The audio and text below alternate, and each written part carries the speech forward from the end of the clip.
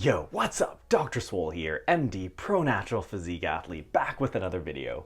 Today I'm going to be ranking some of the best 5-day bodybuilding splits. A workout split is basically how you divide up training for different muscle groups throughout the week. And it's one of the first things you need to set straight when you're designing a program. Today I'm going to be ranking some of the best 5-day splits for hypertrophy, particularly at the intermediate to advanced level. To start off, if you're a beginner, that is, in your first 1 to 2 years of serious training, you can probably get most of your results just training 3 or 4 times per week. Also, keep in mind that there are a lot of caveats to these rankings that I'll be giving today. When putting together a split, you really need to consider your level of experience, your style of training, including the types of movements you do, and what muscle groups you're trying to prioritize. So I'll emphasize that a higher ranking in this list doesn't necessarily mean that one split is better than the other, but I'll be explaining the pros and cons and some of the rationale behind my thinking along the way. Okay, we're going to be counting down today, and starting off with number 5 is push-pull legs upper-lower. This is one of the most popular 5-day splits, and it combines push-pull legs and upper-lower as the name suggests.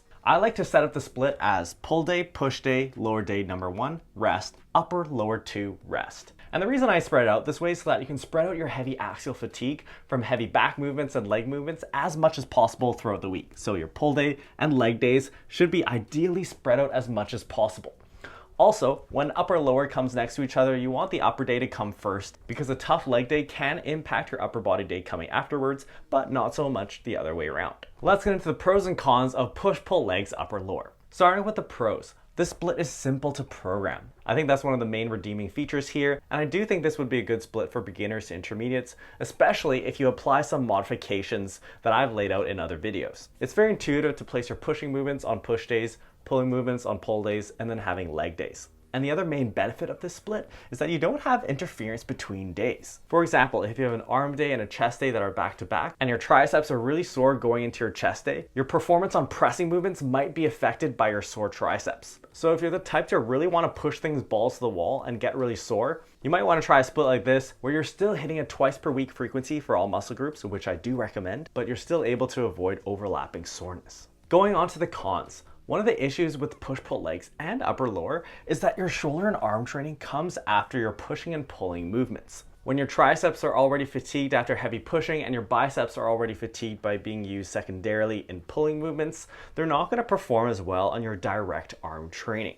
And thus you might not maximize the amount of productive volume that you're able to accumulate. The other con with this split is that you have uneven days. Push and pull days are typically going to be shorter and easier than upper and lower days. All right, weighing in at number 4 on our list is what I'm going to call the Alberto Nunez split. So I got this split from Alberto Nunez when I interviewed him on my podcast, Swole Radio, and I thought it was a really good example to showcase certain technical programming considerations. The split is set up as shoulders and arms, hamstring focused leg day, rest, chest and back, quad focused leg day, upper day, and then rest. This is basically a mashed up version of the upper lower split and the Arnold split, but there's some interesting technical points about it. And there are actually a lot of different permutations of some kind of 3-day segment split mixed with upper lower to give you a 5-day split like this. So note that there are other combinations that would work well too, but this is just one that I wanted to highlight. Particularly, this split starts off with shoulders and arms after a rest day. Typically, you want to start your week off with your highest priority muscle groups first,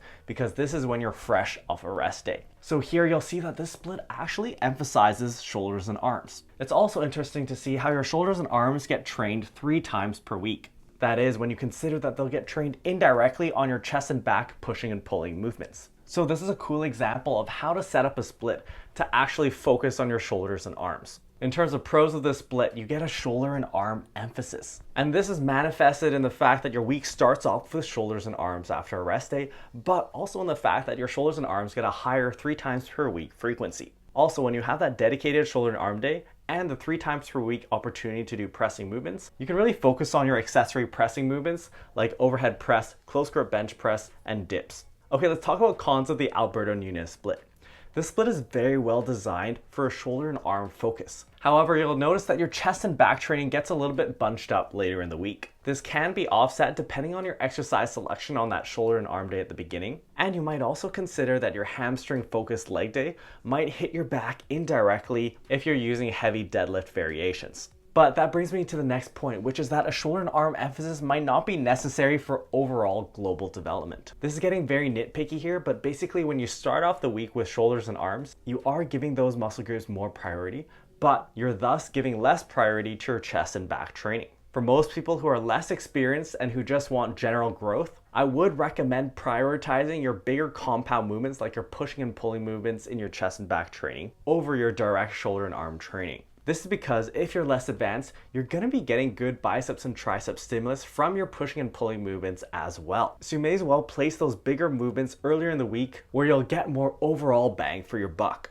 But if your goal really is to bring up your shoulders and arms, or if you're able to make a few minor tweaks to the split to smooth it out a bit, then this split would be a good choice. All right, things are heating up. Let's get to number 3 on the list, which is the Arnold upper-lower hybrid split. As you guys know, I'm a big advocate of Arnold variation splits, and we'll get into this here. The split is laid out as chest back, shoulders and arms, lower day 1, rest, upper lower 2, rest. And this first segment is your Arnold split, and then this segment is your upper lower split. You'll see now that this split is actually very similar to the one we talked about last, just with some shuffling around of the days. A major difference here is that chest and back comes before shoulders and arms. Okay, pros and cons of the Arnold upper lower hybrid split. Starting off with the pros, you get to train your shoulders and arms when they're fresh and with a high frequency. This is a major advantage of the Arnold split, and we did see this in the last split as well. When you have a dedicated shoulder and arm day, you're really able to focus on those movements when those muscles are fresh, and thus maximize your stimulus. Also, the shoulders and arms tend to do well with higher frequencies, and you'll see that they get trained 3 times per week in this split. Next, as with the last program, you have some space to focus on accessory pressing movements like overhead press or close grip bench press, which you can place on your shoulder and arm day. This can also be helpful if you're trying to bring up your bench press. Now again, minor point, but if you compare it to the last split,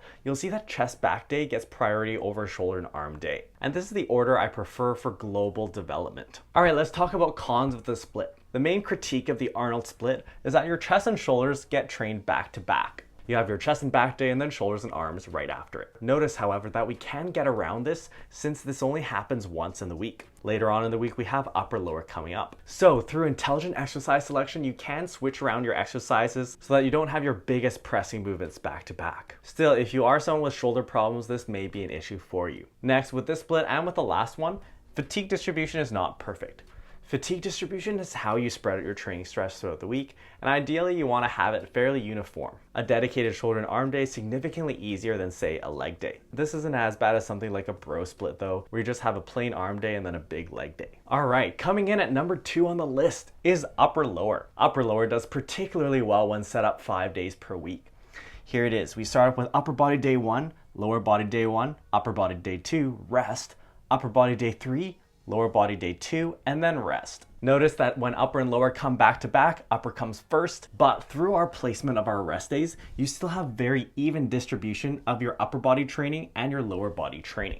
Getting into the pros. First of all, with this split, you get a high frequency for your upper body training of 3 times per week. The power in this is that you have a lot of customizability. Note that these splits aren't set in stone and you can easily modify them by subtracting a muscle group from a certain day. But for those who are more experienced, it helps to have that wiggle room where you're able to maneuver and customize your split further. Next, with this split, you have good fatigue distribution. The other thing that comes out of 3 upper body days is that it evens out your muscle group volumes. One of the issues with the upper lower split when you set it up for 4 or 6 days per week is that your upper body days typically are longer than your lower body days. This is just because you have more muscle groups to train on your upper body days. So if you just set up your split the traditional way, you'll end up having a leg focused program. But when you fit upper lower into 5 days per week, you now have 3 upper body days and 2 lower body days. So you're able to balance out your volumes. Next, upper lower has a good fatigue distribution. That is, your training stress is nicely spread out throughout the week.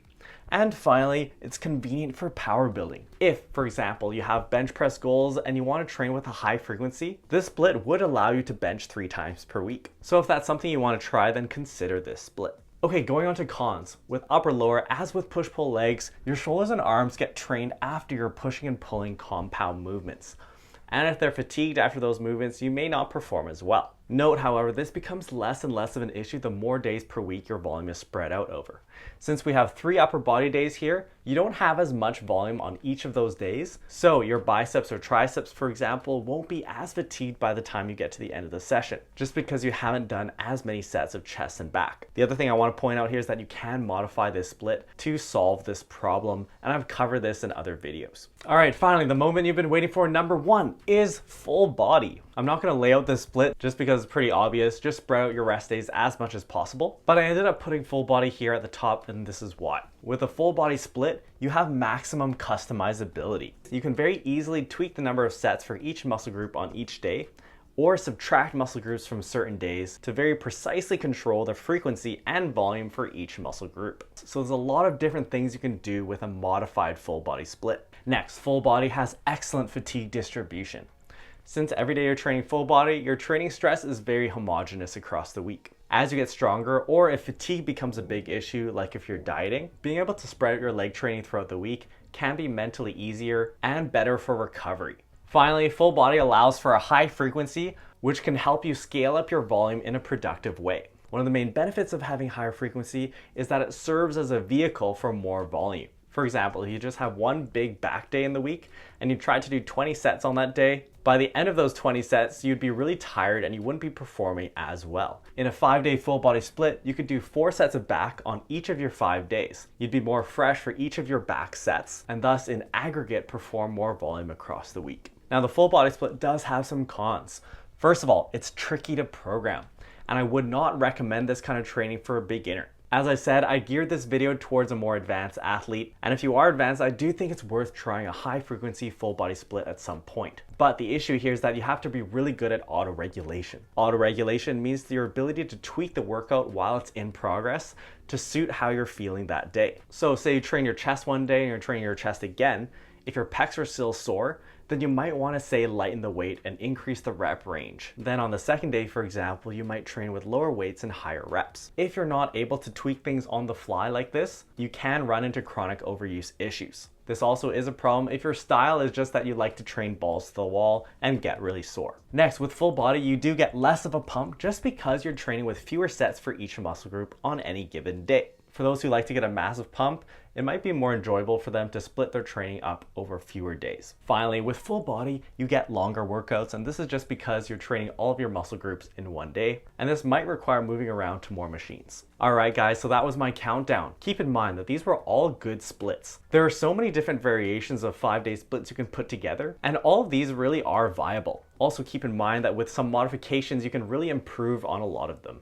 Next, my decision in the ranking was actually very nebulous here because they were all good splits. A lot of it will come down to experience level, your personal preference, and your prioritizations. If you're a beginner watching this video, then you might want to try the push-pull legs upper-lower split or Arnold upper-lower, just because the twice per week frequency will be easier for you to manage. If you're an early intermediate or if you want to bench 3 times per week, then upper-lower could be a good option. And if you're advanced, I would recommend at least trying 5 days full body. If you're trying to bulk up and you want to optimize your nutrition for muscle growth, check out my book, Dr. Swole's Bulky Manual, where I walk you through how to optimize your diet. If you're only training 4 days per week and you want to see me rank some splits, check out this video where I go through some of my favorite 4-day splits. Make sure you subscribe to the channel and we'll see you next time.